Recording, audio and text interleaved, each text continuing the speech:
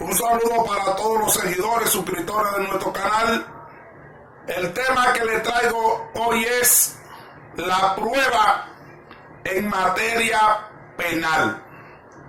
Para tal fin, entonces, vamos a tener el origen de la misma, etimología y definición de la misma, su evolución, el objeto de la prueba, la finalidad de la prueba y la importancia de la misma. Para tal fin, entonces, vamos a citar a varios autores que son especialistas que tienen que ver con el proceso penal. Vamos a citar una obra que tenemos aquí muy importante que le llaman La ideología de la prueba penal, la tercera edición por el gran procesalista Boris Barridos González. También vemos la obra de José Caferata Nore, La prueba en proceso penal argentino. También la obra de Eugenio Salud Zaffaroni, el Tratado de Derecho Procesal Penal. También Cláusulo Rosín, Tratado de Procesal Penal. Y también los autores Jeremian Bertamen en su Tratado de las Pruebas Judiciales. También tenemos el alemán Milton Meyer, Tratado de las Pruebas en Materia Criminal, y otro gran jurista también de origen francés, Eduardo Bonnier, en su Tratado de Teórico y Práctico de las Pruebas en el Derecho Civil y Derecho Penal.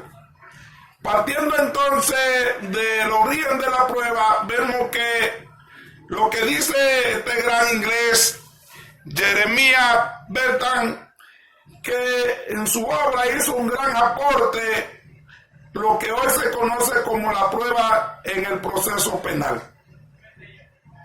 Siendo así entonces la cosa, la prueba, hay un debate a nivel de la doctrina de que si la prueba pertenece al derecho penal o al derecho procesal penal. El derecho penal se encarga de establecer los tipos penales y sus consecuencias jurídicas, es decir, el derecho penal describe la conducta prohibitiva y también establece su consecuencia, que es la sanción. En el caso nuestro, que tiene que ver, vamos a citar un ejemplo, nuestro Código Penal, el artículo 379, establece que toda aquella persona que se sustrae una cosa que no le pertenece, se hace reo de robo. Vemos aquí cómo el Código Penal describe la conducta prohibitiva, que es la sustracción de la cosa ajena, que entonces se califica el tipo penal como robo. ¿Cuál es entonces la consecuencia jurídica? Vamos a citar entonces el artículo 1382, que establece que si el robo es cometido con violencia física, acarrea sanción de 5 a 20 años. Vemos aquí cómo el legislador establece cuál es la consecuencia de la violación a la conducta prohibitiva. Ahora, ¿qué ocurre? El sector doctrinal dice que la prueba corresponde no al derecho penal, sino al derecho procesal penal, porque para que esa conducta sea aplicable a estos tipos penales y determinar su responsabilidad, entonces corresponde al derecho penal establecer cuál es el procedimiento penal, cuáles son las pruebas que se debe aportar para, primero, probar la existencia del hecho y cada uno de los tipos penales, y luego determinar la responsabilidad penal de cada uno de los cómplices autores de los hechos. Entonces es el derecho procesal penal que regula cómo se deben obtener los medios de prueba.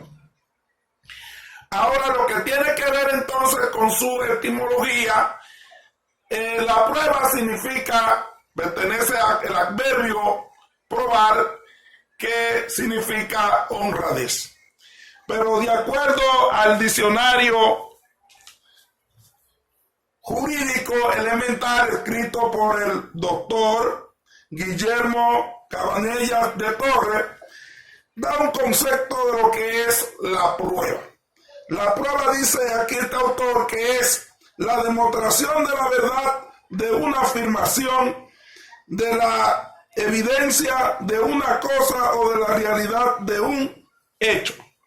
Pero también el gran jurista Carneluti señala que el término de la prueba consiste en probar en un lenguaje común como la comprobación de la verdad de una preposición. Por lo tanto, la prueba es la comprobación de las afirmaciones. David Chandía establece que sin la prueba es imposible la administración de justicia.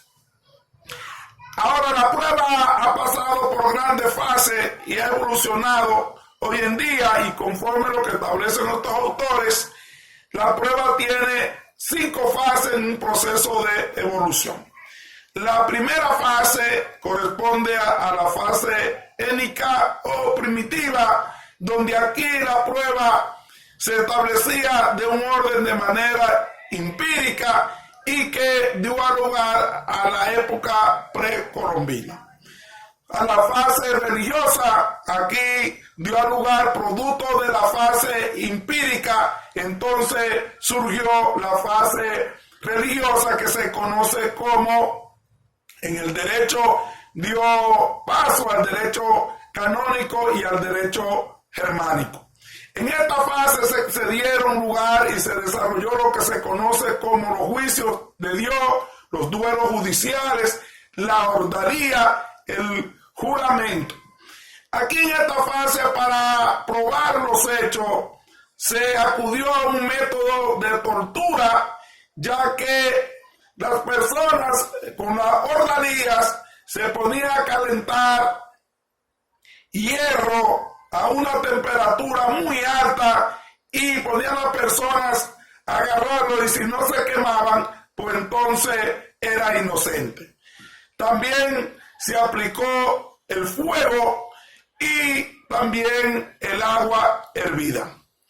Producto de este método de verdad de la prueba, dio entonces a instalarse la fase de la prueba legal, como se conoce en la doctrina tarifa legal.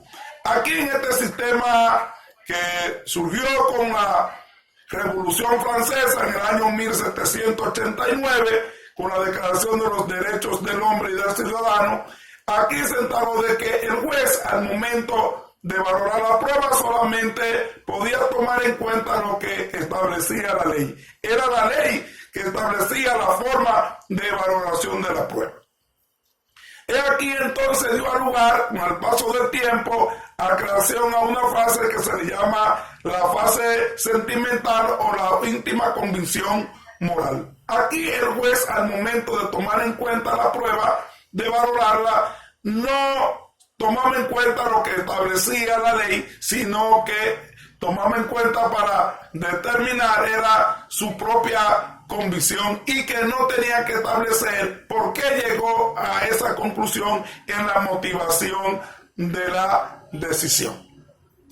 Luego entonces, al paso del tiempo, entonces surge lo que es la fase científica, conocida como la sana crítica. Y es aquí entonces donde el juez va a valorar la prueba con un sistema de libertad probatoria, pero tiene que explicar por qué le otorga el valor a cada uno de esos elementos de prueba, y utiliza como herramienta aquí la lógica, la máxima experiencia y el conocimiento científico. Hoy en día, con el paso del tiempo, este es el método que utiliza el sistema procesal adversarial, ya que el juez aquí, al momento de valorar la prueba, tiene que hacer una valoración armónica en conjunta y establecer por qué le otorga valor a cada uno de los elementos de prueba. Cuando lo que tiene que ver entonces con el objeto de la prueba, lo que plantea la doctrina es que la prueba tiene como finalidad, primero, probar la existencia del hecho. Segundo, determinar entonces qué medio de prueba cuenta para probar ese hecho. Y tercero, convencer al juez de que esos hechos ocurrieron de tal manera o que no ocurrieron de la manera que dice la contraparte. Es decir, son los medios de prueba que van a determinar, primero, cuando vamos a elaborar la teoría del caso, y esa técnica de litigación es una gran responsabilidad de la barra acusadora, primero, tener una teoría del caso y que va elaborada con su estructura, y los elementos que lo componen tienen que tener una teoría fática donde contenga los elementos, narración de los hechos, las preposiciones fáticas, la hipótesis o las afirmaciones, y una teoría jurídica donde se van a establecer cada uno de los tipos penales que se va a subsumir esos hechos narrados en cómo ocurrieron, y va a ser subsumido a un tipo penal. Luego entonces debe contar con elementos de prueba para probar cada una de las afirmaciones o preposiciones que tienen los hechos, y cada uno entonces de los elementos del tipo que componen esa narración fática, y además entonces probar la participación de cada uno de los cómplices o autores de la infracción. No solamente crear la certeza y el convencimiento del jugador, sino también que la prueba tiene otros fines, que es probar, averiguar la verdad de los hechos de orden real o material.